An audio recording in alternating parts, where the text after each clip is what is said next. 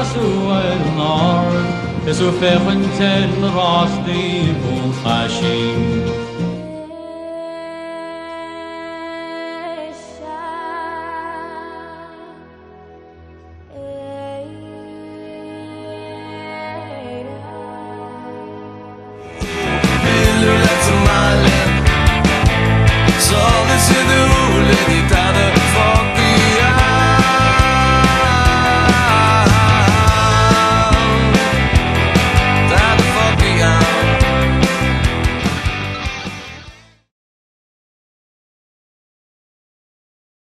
Sa chlár núsa léirmheas leabhar, geo se bholalas leabhar Gaeilge nuailtethe, agus chuirmid an ólasibh faoi meachtaí litríochta Gaeilge an Soithinéireann agus fud na crunne. Uairscealt agus gearrscealta, scealta blachtracht agus scealta grá agus scealta bhriseachta chrí.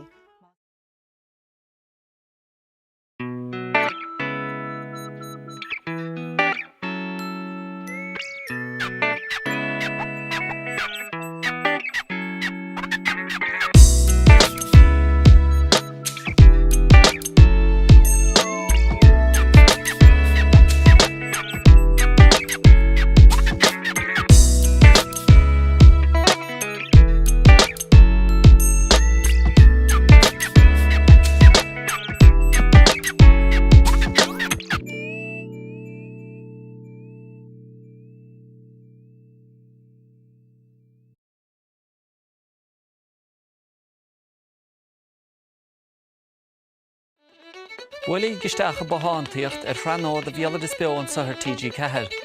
Loch seanachais, scéalathe agus scláirí siad a tomulé chéile sa tradiisiún. Gan tracht cheol, óráin agus roince. Fearhí fádáin, do go dtí donna chamóraid. Agus fearnaí fa bhí an. Agus bhí se námhach choirí, déidí teanmhach.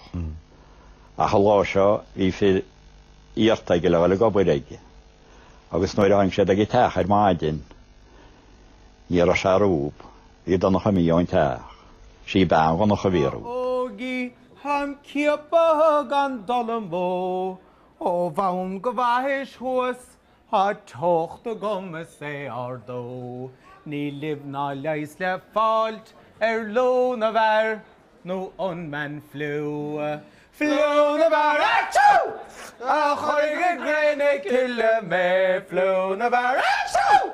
Níl dad dána leis ige.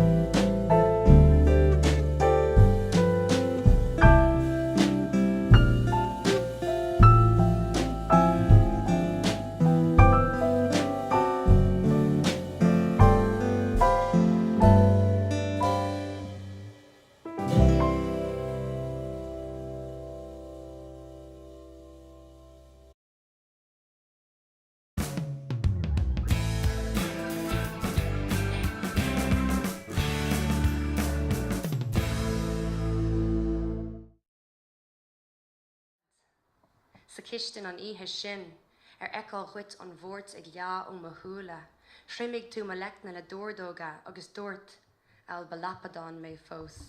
Jóra, mar a stoppin siad go lua ba lucán jór fuat a bhaid orm saach lana. An fuacht.